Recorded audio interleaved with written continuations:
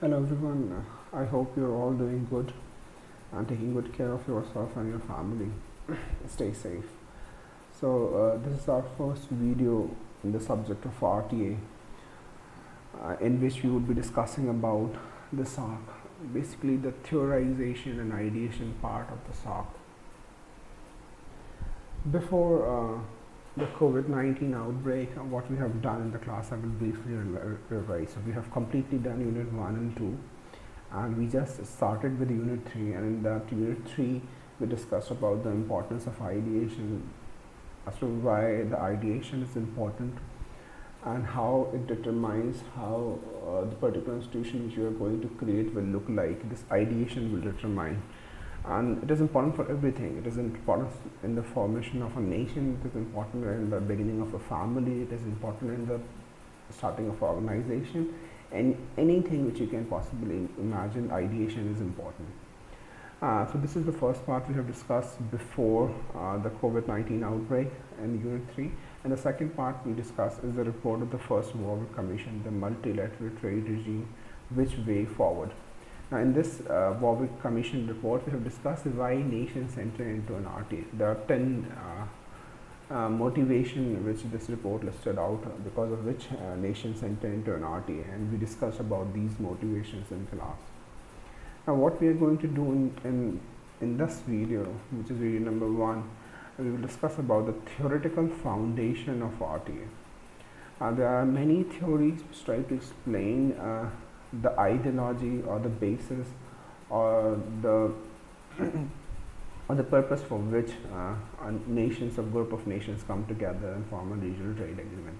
There are many theories, but we are covering only 4 major theories, which is functionalism, neo-functionalism, intergovernmentalism, and liberal intergovernmentalism. So there are many. I guess there are around 8 theories, but we are focusing on the 4, and these 4 are very important. I'm just telling you there are other 4 also which you can also refer to, but these 4 are very important. So we'll start with functionalism as the theoretical foundation of an RTA and why nations enter into RTA, just like what Warwick Commission report was talking about.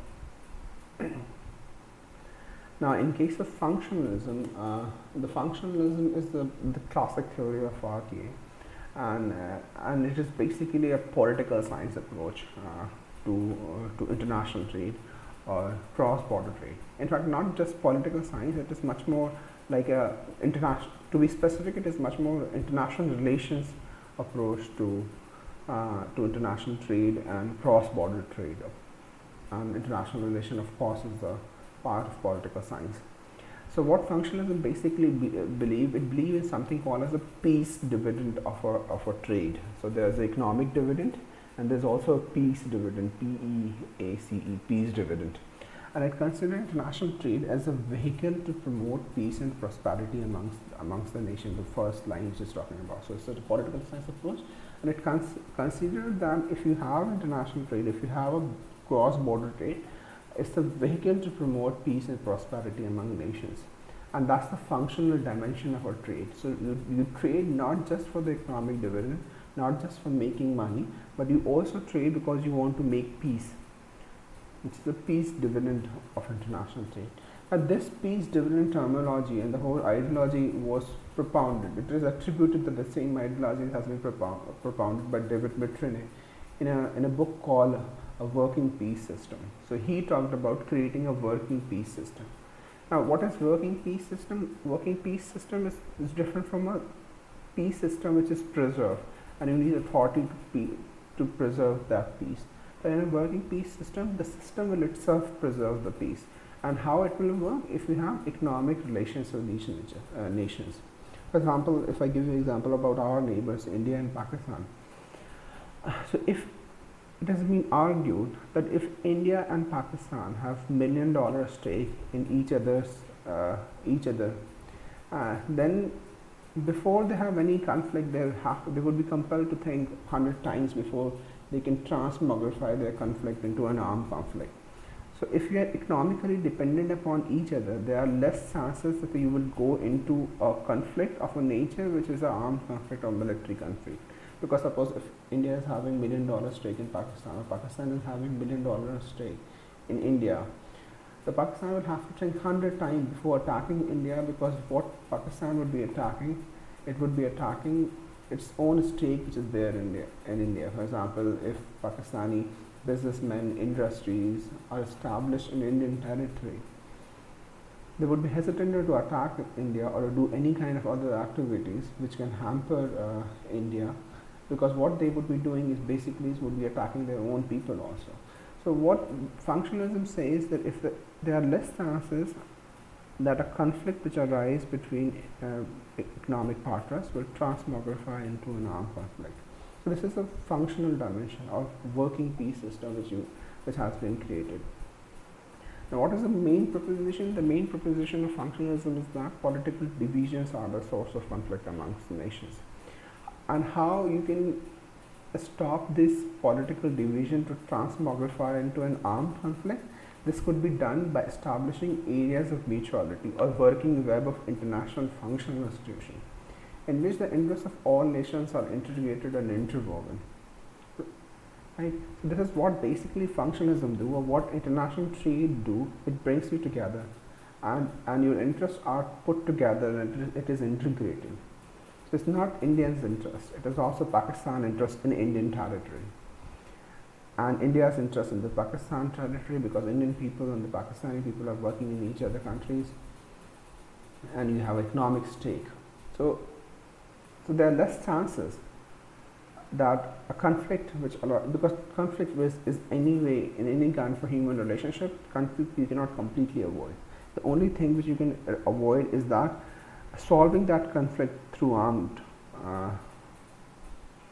through violence or armed means, or solving this conflict through peaceful measures.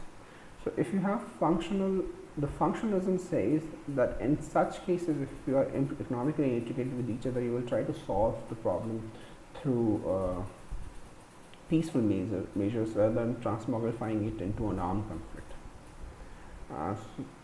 For example, how European economic and steel community has done for Europe. So the whole Europe was in World War, and the European economic and steel community was formed around 1951. 1952, and the whole idea was of ECSC was the functionalism. This is one of the biggest example of functionalism, how functionalism has been used. And at that point of time, coal and the steel was very important for in the war efforts also, and the industrial efforts also of the nations. The next theory, the second theory, is Neo-Functionalism. Now, Neo-Functionalism is just an advancement and amendment which has been made in the functionalism which we have already discussed. It's a Neo-Functionalism. So what you will find in functional debates is that it has been often termed as a lofty idealism. So you're talking like a saint, and you're talking about how things are good and what you should do and what you should not do. So sometimes it has been criticized that functionalism is too much of lofty idealism. And this lofty idealism may be suited to few, but it may not be suited to all.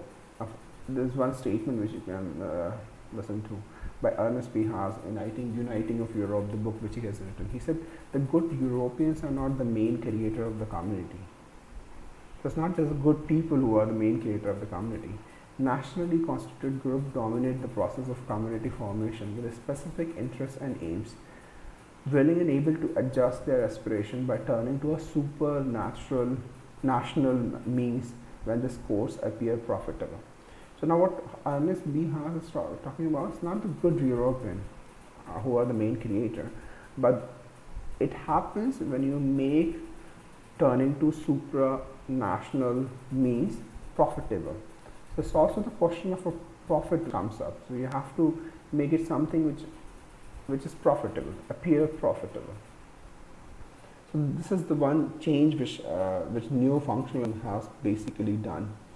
Now what is Neo-Functionalism? It's a synthesis of functional approach to regional integration and pragmatic approach to management. So you have to have a functional approach and you have to have a pragmatic approach also.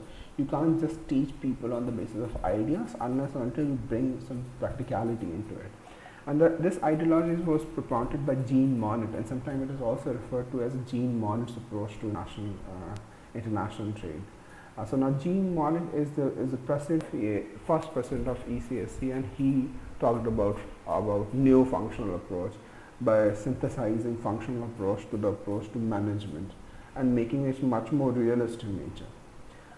Now, another thing which it has done, this functional approach has it brought in the utilitarian concept of interest politics, and then acknowledge, yes, we have to acknowledge the economic profitability angle also of international trade. So we have made a departure from selflessness to endeavor for functional and economic profitability. So profitability concept also was brought in with the new function as a change which functionalism and non-functional neo-functionalism has. Now the new functionalism, there are three stages of new functionalism, or there are three steps in which new functionalism happens.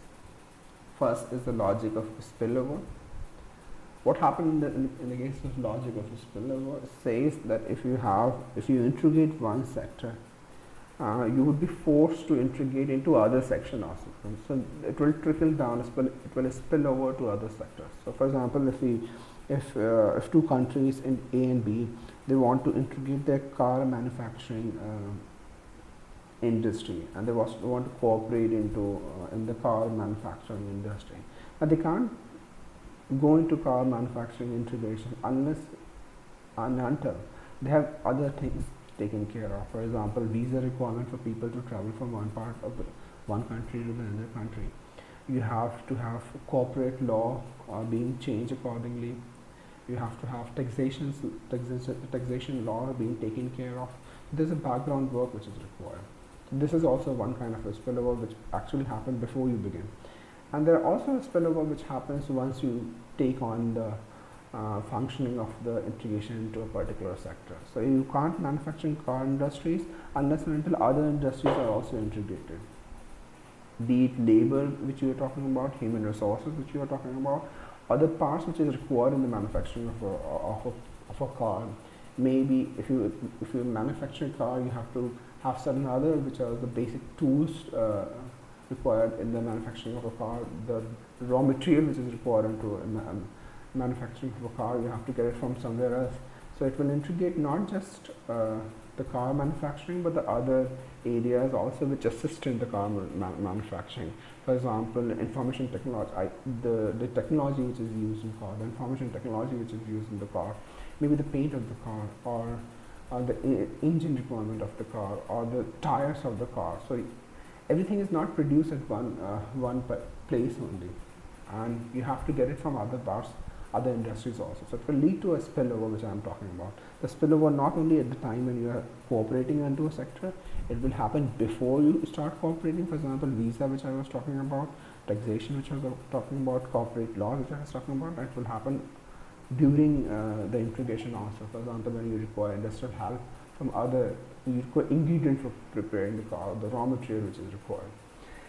Now, the second step which basically happened, it led to shifting of loyalties. Now, what is this shifting of loyalty?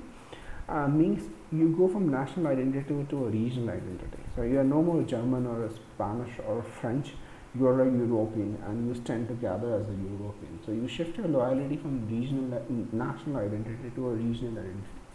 From Indian, so you remain Indian or you remain German, but what is more important is that you are South Asian. Or you remain German or French, but what is important is that you are a European and you stand together.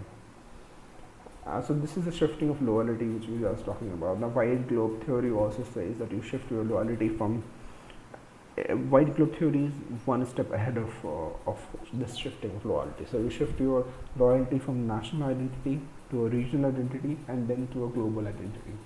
As a human being, as an inhabitant of Earth, we are all one. So that's how white globe theory works, which is a different discussion. Now, finally, the role of institution. Now, the role of institution in the neo-functional has been stressed, and it has been said that if you have a potent institution, for example, SAARC is an institution which you are talking about, SAARC Secretariat, for example, if you are talking about. If you have a potent institution, then only you will be able to bring about integration. And these institutions are in the nature of they have a midwifery role It has been termed, some of the author termed it as a midwifery role in integration, because they have to assist into bringing of integration, and if you don't have potent institution, powerful institution, the integration will never be able to achieve. The next two sets of theories are intergovernmentalism and liberal intergovernmentalism. Now, intergovernmentalism as a theory is very raw, and it is sometimes referred by people as realist approach, because this is what exactly happened. This is what exactly happened when you talk about RTA. Now, what intergovernmentalism says that the states and the government are the major player into an RTA, and the civil society, the non-state entities, and the individual has very limited or no role in the formation of a regional integration. So it's basically the state, means the government, which decide whether we need to cooperate or we don't need to cooperate.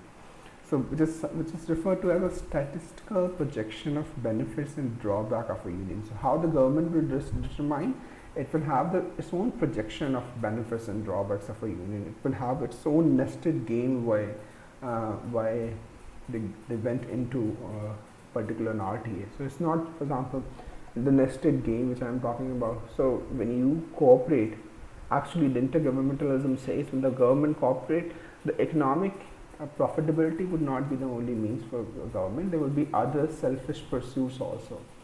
So there would be a political clash of political ideology. It may be clash of political ideology. It may be the historical baggage which the nations are carrying. So it's basically projection of benefits and drawback, not just in economic terms but also in political terms. Now, this intergovernmentalism has been criticized because there's one thing which happens with intergovernmentalism.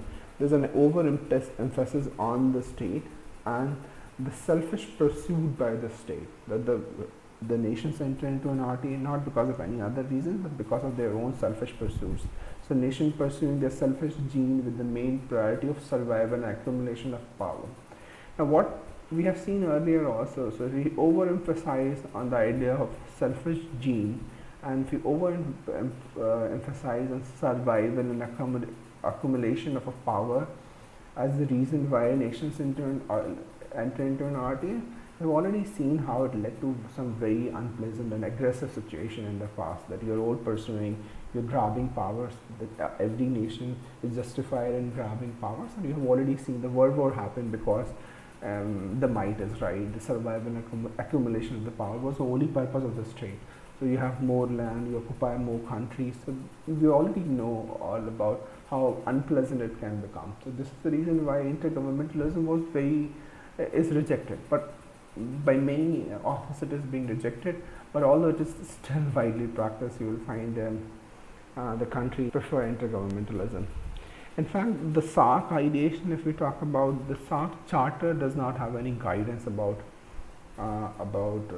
what kind of theoretical foundation we are going to follow, but it is much more in the line of intergovernmentalism. So it's the head of the state which determines, and there is no guidance in the charter. So I'm not saying the SAARC charter says that we are intergovernmental organization, but the way the SAARC is functioning till date, it is much more, it looked like an intergovernmental organization. It is led by the state and the decisions are taken by the state, and the non-state actors have very little say or no say in the way SAARC works upon. And that's the reason why we are much more in line of intergovernmentalism. Now the next up, the last one, is the liberal intergovernmentalism, and it's the last theoretical foundation in this video which we are talking about. Now, we have already seen how intergovernmentalism becomes very harsh, and it has a very casual explanation of why nations enter into an RTA, that the government enter into an RTA, and there are no other reasons. But this was rejected by liberal intergovernmentalism. It says you cannot have a casual explanation why nations enter into an RTA. And it says there are multiple factors which determines the trajectory of an RTA. Not just the governments, but also the opinion of the people has to be taken into account. The opinion of NGOs has to be taken into account. The opinion of civil society has to be taken into account. So what basically it has done, it has toned down the selfish gene argument of intergovernmentalism, that it's only the government will determine and nobody else has any say into it, or they have very little or no say into it. Now, this liberal intergovernmentalism is much more closer to what we have earlier discussed, the neo-functional explanation. It is much more like a neo-functional explanation. So it has the question of profitability, and it also had the pursuit for peace. So both economic dividend and peace dividend in liberal intergovernmentalism is also talking about. So as a nation like South Asian SAARC, if you talk about SAARC, we don't have guidance in the SAARC Charter, but it looked much more like intergovernmentalism rather than functionalism or neo-functionalism. So this is it. Thank you so much. In the next video, which is video number 2, we would be discussing historical background to SAARC. Thank you so much. Take care.